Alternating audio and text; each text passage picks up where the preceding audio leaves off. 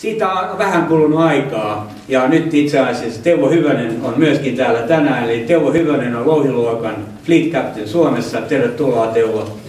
Ja meillä on ollut tapana aina, että me halutaan esitellä joku luokka. Me ollaan esitelty kahdeksikkoja, me ollaan esitelty kuutosia ja tällä kertaa vuorossa on nimenomaan Louhiluokka. Teuvo, ole hyvä. Joo, kiitos. Toimiks tää? Joo, toimii. Kiitos Esko. Hei kaikki. Meitä on täällä vähän enemmänkin kuin minä puhumassa Louhiluokasta ja itse Louhista. Eli mä kutsun tänne Chris Winterin, Suomen Louhin purjehtijaterjyn varapuheenjohtaja ja virallinen mittamies sekä Sara Antila, meidän nousevia tähtiä, perämiehiä. Ja sitten on vielä Vasily Senatorov, Chairman of the International Dragon Association, joka pitää meille ensin tämmöisen 10 minuutin esityksen tulevasta louhikaudesta. Thank you, Teuvo. Thank you for inviting me to have a small presentation about the Dragon class. I really don't think that somebody doesn't know the Dragon in here, and I believe the majority of the auditorium is in the proper age to sail a Dragon. If you allow just a couple of words about me, I have a long-time relationship to Finland. As a publisher, I used to print the magazines in the 80s here. As the paper merchant, I imported almost 1 million tons from UPM and Stora. And as a sailing coach, I coached the Russian team that battled at the Olympic Games 2012 against the exceptional team of Silver Lehtinen. So, and now to the Dragon presentation. That is the International Dragon Association, exists since 1961.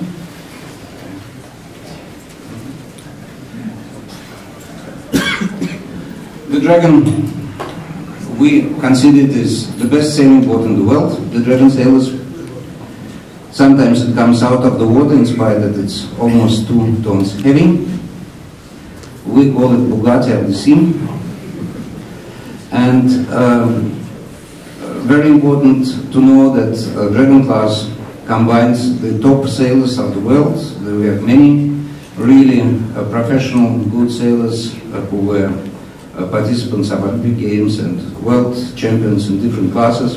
And at the same, there is the majority of the class are Corinthians, and this combination is absolutely unique in the world. We have a very good calendar. You can sail almost every week somewhere. At the moment, there is a Dragon Winter Series in Cascais. They have too much wind, about 40 knots, so they cannot sail. And next week there will be a big event starting in Cannes, that is the Grand Prix of France. And we have a very good race management program. All the races are carried out very fairly on big courses up to 2.5 miles with 3 laps, so one race is probably about 2.5, 3 hours. And surely the story of the Dragon class is a very interesting story. It all started 1929 in Sweden,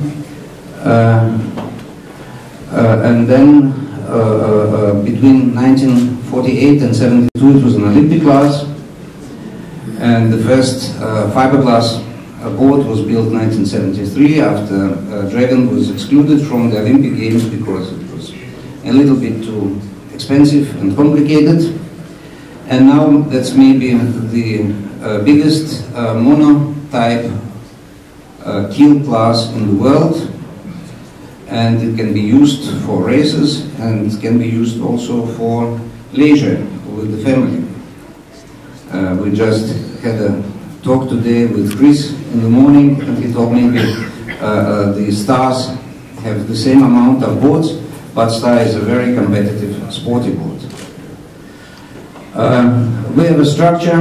The IDA is the governing body, and we have 31 associations, national associations covering almost all the continents, from United States through Australia and Hong Kong. the majority of the nations surely are in Europe, and that is the structure. The president is King Constantine, who is also the president of World Sailing. That's the new name for ISAF. And two vice presidents are also royals. This is the Prince Henrik and Prince Frederick from Denmark. And then we have the executive committee. I have the honor to be now for the next 2 years the chairman. We have 4 vice chairmen and the treasurer. Secretary and sailing coordinators, these are paid positions, and that gives this continuity to the class and allows us to perform well in organizing the races and carrying them out. And we have a technical committee with a chairman and 6 members. Now the chairman of the technical committee is a German guy called Klaus Friedrichs. The major events are the Worlds. It is carried out once in 2 years. The last World Championship was last year in La Rochelle with 80 participants. The European Championship is every year, and the Dragon Gold Cup is also every year. And I would like to present the next European Championship that will be carried out this year in St. Petersburg.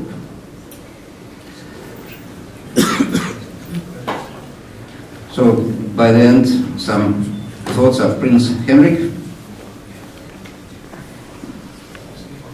And thank you very much for listening to this short presentation.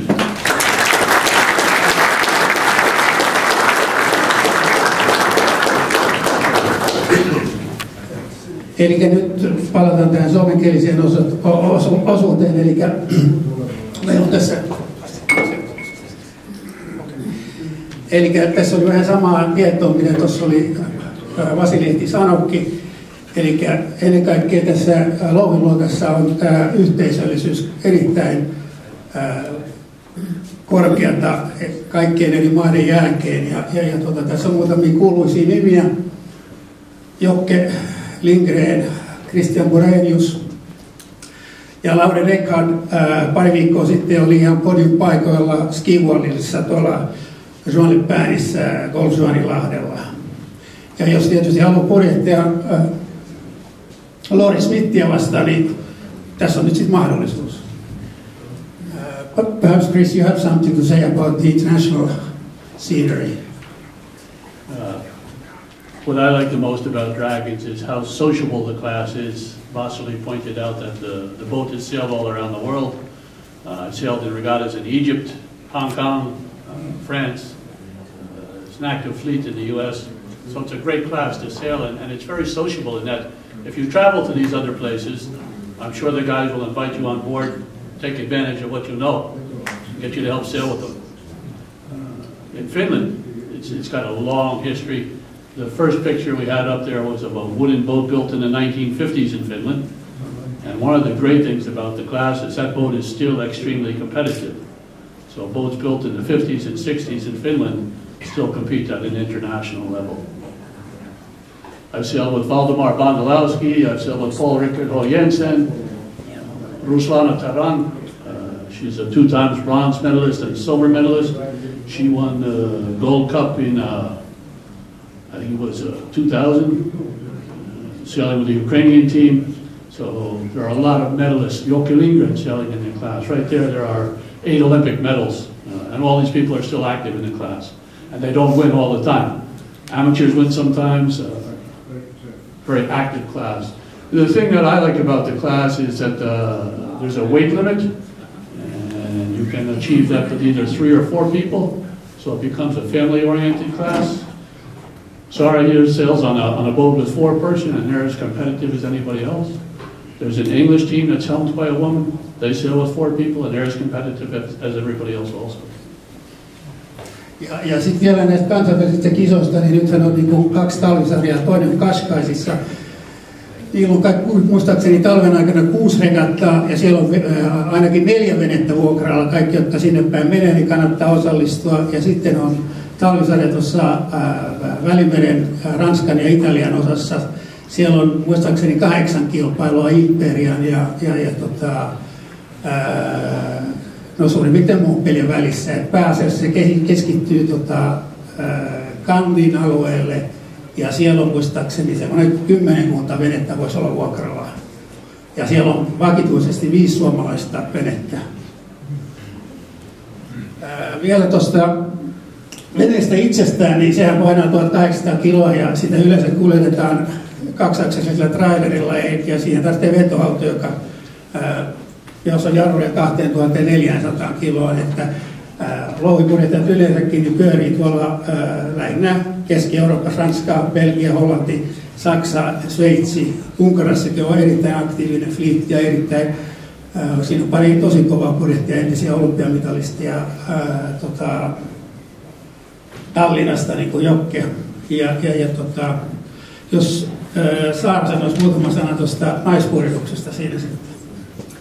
Joo, eli tämä on nyt mun toinen kausi, kun purjehdin viime vuonna Louheen ja täytyy sanoa, että mun purjehdustausta menee ihan match racingista kansainvälisiin kaseihin asti.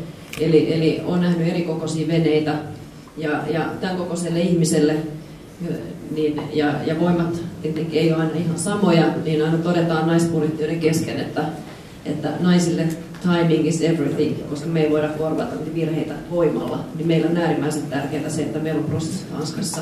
Kaikki tietää, mitä ne tekee ja millä sekunnilla kukin vetää mistäkin alusta. Ja sen takia mun täytyy sanoa, että naisten kanssa on äärimmäisen hauska purjehtia, koska ne todellakin pitää kiinni näistä. Se on ihan pakosta. Louhi on mun mielestä näistä veneistä, pienemmistä veneistä, mitä mä oon purjehtunut, niin äärimmäisen tekninen ja taktinen ja siinä ei ole niin paljon voimalla väliä. Se, että me purjehditaan 4, niin se tarkoittaa sitä, että jos me purjehdittaisiin 3, niin me ollaan 70 kiloa alle painon. Ja me huomattiin jo viime kaudella, kun oli kovia kelejä, niin me ei yksinkertaisesti päästä tuuleen samalla lailla. Ja nyt ensi kaudelle meille tulee 4. tiimijäsen, jolla me ollaan just tasan tuossa 285 kilossa. Ja sitten ei vaan naispurjehduksesta, vaan sen kertoo vielä esimerkin, niin viime kesänä yhdessä kisassa, niin mulla oli tärkeä perhetapahtuma, johon piti lähteä kesken kisan ja pyysin, että jos mun poika, joka purjehti jottaria, niin tulisi paikkaan vaan yhteen kisaan. No hän oli siinä sitten rohkeana, sanoi, että jo ilman muuta hän tulee ja vähän se jännitti ja Rudi sitten sanoi veneen omistaja, että hei, että sä oot muuten sit pinnasta. Jaa, okei. Ja ei siinä mitään. Kuinka vanha se on? 12 oli viime kesänä. Ei se mitään. Ne tuli 3. kisassa. Ei tarvitse olla niin kuin 100-kiloinen ja purjehtinut 40 vuotta elämästä. Kyllä niin kuin... Niin, eikä tästä Suomen tasosta, vaikka meillä on noin 13-14 kilpailevaa venettä, niin meillä on erittäin korkea taso kansainvälisesti, että nämä 4 venettä, jotka on siellä Ranskassa, niin ne ihan hakkaa siellä täysammattilaismiehistöjä. Perhaps Chris, you can say something about the rig of Dragon. Yeah. The Dragon rig has had the chance to evolve since the 1920s, 1929, all the Gold Cups, and I think it's one of the most advanced rigs that I've seen. I've been rebuilding a 12-meter and sailing a 12-meter for the last couple of years, and we try and make it the world's biggest Dragon. You try and get rid of as many winches as possible, use purchase systems, and make all the adjustments as simple as possible. Most of the modern Dragons don't have winches anymore, Tom. Some have. So some of the modern boats do. There are about 80 different adjustments you can make on the boat. And people talk about boats going fast, and Dragons never go fast, but you can go a little bit less slow than the other guys. The other thing about the Dragon class is that the boats maintain their value. You know, Tom bought the boat. What year is your boat, Tom? 84. 84, and I imagine you get the same price that you paid for it right now. And there are boats available in Finland all the time. There are 3 used boats on the Finnish website now, and I'm sure that same thing for them. They're boats from the 80s and 90s, and the people get back the money they put into them. And those boats are for sale because people are updating to new boats with the Gold Cup being in Finland in 2018. So we have the local racing in St. Petersburg next summer. We have a Gold Cup in Denmark. So there's a lot of good racing in Northern Europe. Joo, ja sitten vielä tuosta venevauhdista, niin louhetaan vanhatiloihin, ne on käytännössä kaikki ihan tasavauhtisia, eli kun on 30 veneen lähtö, niin se on erittäin tärkeä se startti, koska sä jäät jalkoihin, ja 2,5 mailia on näissä mestaruuskilpailuissa tämä ekan kryssin pituus, niin, koska muuten siellä on sitten ruuhkaa siellä ylälipulla niin, että sieltä tapahtuu kolareita, ja on ollut todella pahoja kolareita joskus tuolla Etelä-Ranskassa.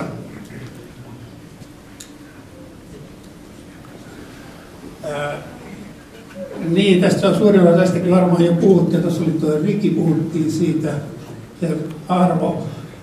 Mulla itselläni on vuonna 1993 joulukuussa valmistunut vene, ja tietysti venevauhti Louhessa on ennen kaikkea miehistön toimesta. Ei siellä yhdellä mielellä, ei oikeastaan kesää. Vakio-miehistöllä siellä pärjää, ja meillä on niin kuin esimerkiksi miehistö Chris Moreniuksen mielestä, jossa Chris Winter purjehtii, niin heillähän on ollut ranskalainen Fergasti siinä ollut jo 5 vuotta sitten on ollut. 5 years have been with the same team. Sailing with the Morenius, you have been sailing 5 years with the same team. Perhaps you can tell something about your success in South France, for example, in the ski wall. We do well because we've sailed a lot together, and we've learned what makes a dragon less slow than the other one. We've been working with North sails the whole time, but in Finland we've got Vebe sails. They're right up there with the best sails in the world, and the class in Finland has been successful. If you look at the Gold Cup, which is a major event over a 50-year period in the class, Timo Nurmilaukis, Erkki Kolponen, Jari Kramer, they've had a silver medal in the Gold Cup. Henrik Dahlman had a bronze medal in the Gold Cup. Freddie Merkelin had a bronze medal in the Gold Cup. So the Finns have been competitive the whole time. And the Finnish fleet has always been involved in the international dragon class as well. Timo is an ex-chairman of the dragon class. I think we succeed in France because we go there and practice. We go there and sail quite often. Christian Borelius has a boat in Finland and another boat in France. And I think a lot of the competitors that sail there have a second boat or charter a boat in France during the winter. It's a year-round calendar. You can sail in France, you can sail in Australia, you can sail in Portugal during the winter, and the Finnish fleet is very active during the summer. When I look around out here, I see a lot of people that I've seen sailing dragons before, and we'd like to get them to come back and sail a dragon in the Gold Cup in 2018. Joo, eli tässä on meidän ensi kesän kilpailuohjelma, ja siinähän tämä rapuregatta tuolla syyskuussa niin on se meidän päätapahtuma, eli se on samalla meidän luokkamestaruus. Ensi kesänä niin on Euroopan mestaruudet Pietarissa, ja se homma, niiden ohjelma on sillä lailla, että itse asiassa ei voi osallistua kunnolla Hankoon, jos haluaa osallistua ensin 11-14 pidettävä Venäjän avoin mestaruus, ja sitten on 15. päivä välipäivä. Ja sitten, 14. päivä, 11-13 on Venäjän mestaruus, ja 14. päivä välipäivä, 15. päivä alkaa Euroopan mestaruuskisat, ja sieltähän on sitten, Suomella on 7 maapaikkaa Euroopan mestaruuksissa, niin kuin maailmanmestaruuskisoissa, mutta että ensi kesänä, jos teitä on innostuneita, niin varmaan me voidaan saada sieltä lisäpaikkaa. Mä en tiedä, tuleeko meidän nykyisestä fliitistä 7 edustajaa sinne Pietariin ensi kesäksi. Ja sittenhän meillä on 2018 on Gold Cup Helsingissä, Esko järjestää, että jos haluaa osallistua louhipurjehdukseen Gold Cupissa 2018, niin kannattaisi alkaa jo ensi kesänä treenaamaan. Onko teillä mitään kysymyksiä tästä asiasta? No ei. Sitten sen enemmän. Teuvo, kerro siitä, että jos joku haluaisi niin luokkaa päästä kokeilemaan. Ai niin, joo. Mä unohdin kertoa. Ensi keväänä Esko, kun tekee lipunoston jälkeen, niin meillä on joka torstai kölinvene harjoituskilpailut, ja siellä on mun vene ja sitten Petri Vuorijoen vene on lainattavissa, jos on sen verran kyynevä perämies, että ei tarvita omistajia paikalle, niin niitä saa lainata. Tai sitten lähtee mukaan, mutta ottakaa ensin yhteyttä minuun, niin mä hoidan tätä asiaa. Loistavaa, paljon kiitoksia.